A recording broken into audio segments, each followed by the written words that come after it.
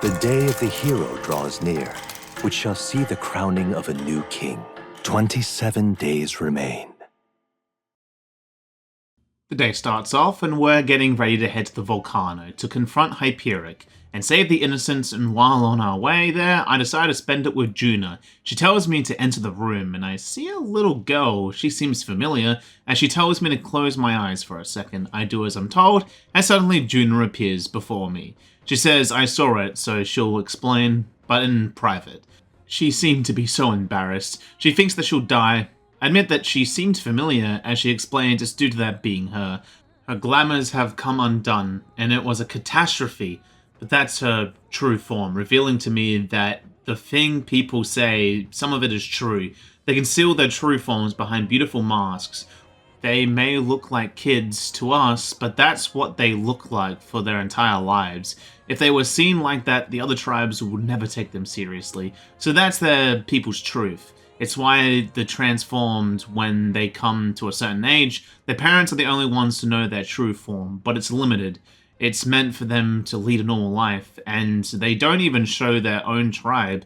So I must really keep this a secret. Okay, my lips are sealed.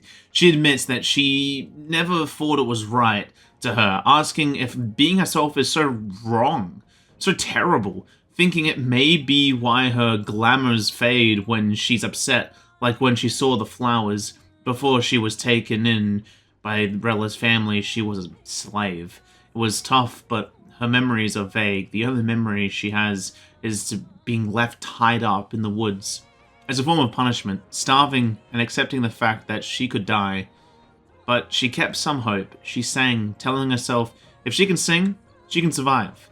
And that found the will to live in song, and that's what the flower girl was selling, terrible memories that came bubbling up, and she reverted, believing that she saw her revert due to them, and knew to use it to threaten her.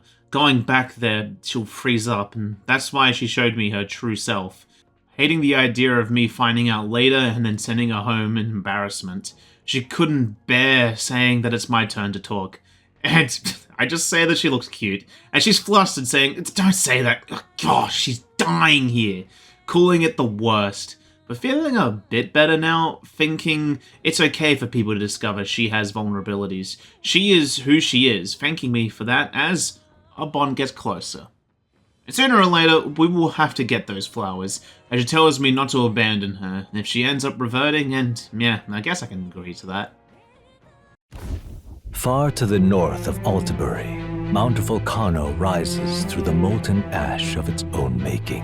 Magla crystals are swallowed by the lava, and a malevolent heat scorches the air. Conditions only hideous monsters could find alluring. Or perhaps the monsters are not the only ones.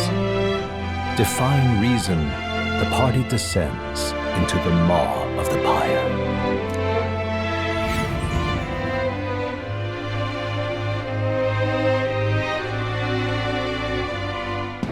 We've arrived to the Volcano, and for the most part, we know what we're doing, but something else of note, apparently there's a relic here. Oh, and Katharina is here to play support, so that's neat, as we get going inside, and I find it quite quick. With it in our hands, we're able to continue and find Hyperic, and yeah, he has gone completely mad, so we'll have to put him out of his misery at this point. Praise! With my praise, I shall guide the powerless and foolish masses! You've no faith in your god, nor in any people. Not even in yourself. I believe, no, I know that people are not powerless. This'll be over in no time. For the most part, Hyperic wasn't that hard of a boss fight. More annoying, as I had no real way of buffing my party. My party setup was pretty poor. But I was able to apply debuffs well enough, doing its work, and with Hulkenberg with redirection support, it was a decently long fight of chipping him down, but eventually, I was able to deal the finishing blow. They won't hold back! Let's work together! Better hold back for attacks until it's Maybe gone. there's a better. Come forth, Royal Soul! Shatter! Unfortunately, we couldn't save Hyperic, as Eutha is sad that she couldn't, but also finds herself comparing certain aspects of Hyperic to herself, saying it was more of a reason she wanted to save him. I call her kind, as she can hear her brothers scolding her for being soft, but she knew there was no recovering from Magla that powerful. As we look for the survivors, and we find them rather quickly, just glad they're safe. Before we could really talk to them, we hear a monster in the distance.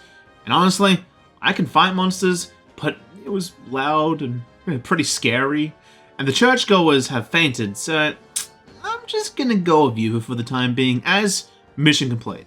Oh yeah, by the way, I lied. I know, an unreliable narrator. Forgot to grab the legendary weapon, which was a rusty stick. Basilio calls it at least that. Stroll thinks it's a sword, which means this could be that legendary blade, but we'll need to get it cleaned up to see if it holds any warrant as we head back to enjoy a feast for now. Tomorrow will be that day to clean it up, of course.